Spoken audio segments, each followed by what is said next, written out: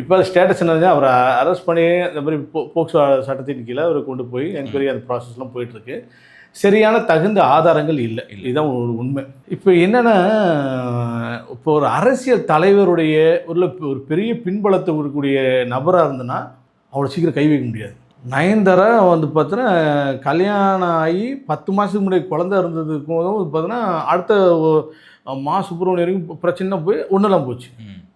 இர்ஃபான் வந்து பாரு வண்டி எடுத்துகிட்டு போய் ஆக்சிடென்ட் பண்ணார், ரோட்டில் தகராறு பண்ணுறாரு, அப்படி இப்படி அதுவும் வந்து பாரு தொப்புள் கூடிய வெட்டுறதுக்கு அதெல்லாம் கூட மன்னிச்சாச்சு.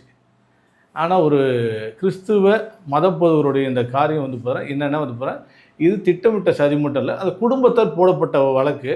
அப்போ இது வந்து பார்த்தீங்கன்னா இன்றைக்கி வந்து பார்த்தா அவருக்கு மேலே ஒரு பெரிய பின்னாடி ஒரு பிரச்சனை வரும் எதுவுமே கிடையாது. அதனால் வந்து பார்த்தா உடனே காவல்துறையினரை எடுத்தாச்சு. ஆனால் இப்போ என்ன பிரச்சனைன்னா, அவசரப்பட்டு இந்த கேஸ் போயிடுச்சோ, அவசரப்பட்டு அவரை அரெஸ்ட் பண்ணிட்டோமோ, அவசரப்பட்டு இந்த காரியம் நடந்துருச்சோன்ற அளவுக்கு தான் இப்போ அது ஸ்டேட்டஸ் இருக்குது.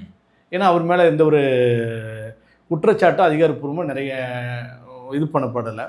ரெண்டாவது வந்து பார்த்தா சமீபத்தில் நீங்களே கேள்விப்பட்டிருப்பீங்க, அவருடைய மைத்துனர் மச்சானும் வந்து பார்த்தா அரெஸ்ட் பண்ணப்பட்டிருக்கேன். இப்போ என்னுடைய ரெண்டாவது கேள்வி நான் யாரும் வீடியோவில் சொல்லியிருப்பேன். இவர் வந்து பார்த்தீங்கன்னா கடந்த 10 வருடங்களுக்கு மேலாக எல்லா அயல்நாடு உள்நாடு பெரிய பெரிய திருச்சபைகள் பெரிய பெரிய கூட்டங்களுக்கு போயிருக்காரு.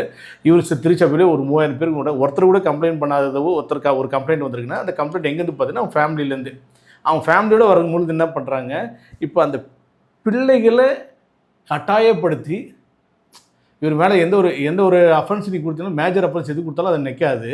இந்த போக்சோ சட்டத்தின் பிரகாரம் வந்து பாருங்கள் ஒரு அஃபென்ஸை கிரியேட் பண்ணிவிட்டு அதில் கேள்வியே இல்லாமல் நீங்கள் அரெஸ்ட் பண்ணலாம் கொள்ளலான்றதுனால போட்டு தள்ளியாச்சு. ஆனால் இப்போ அடுத்தது கூற்று என்னென்னா, அங்கே போய் விசாரிக்கும் பொழுது அந்த பிள்ளைகள் யாரை விரல் சுட்டி காட்டுறாருன்னு பார்த்தீங்கன்னா அவங்க மைத்துனரை தான்.